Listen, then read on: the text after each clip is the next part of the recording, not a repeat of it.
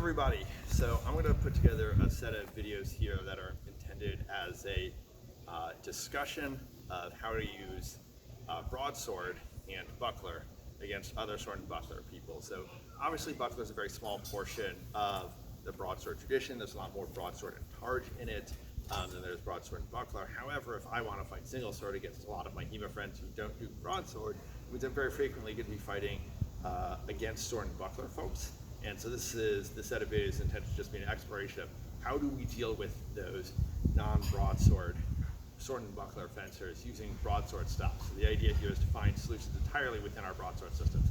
So the first thing I want to talk about is a little bit about the guards that we're going to use and the footwork that we're going to use. And so there is a set of guards pictured in the Penetrix sketches for uses with the big targe.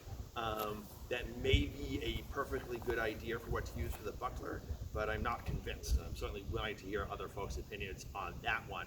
And as such, my inclination is to keep a fairly restricted set of guards. So my default is going to be basically an outside guard here. I'm also going to have an inside guard available. And note the position of the sword and buckler here. I want to be having the buckler protect below my hand because the basket should be doing a reasonably good enough job there. Maybe just a little bit like that. And also have a hanging guard here where I'm reinforcing the point here, so I have a very solid guard here. And using a medium guard when I'm being more aggressive and trying to fool my opponent. Those are the only guards that I'm currently looking at for use with this sort of approach.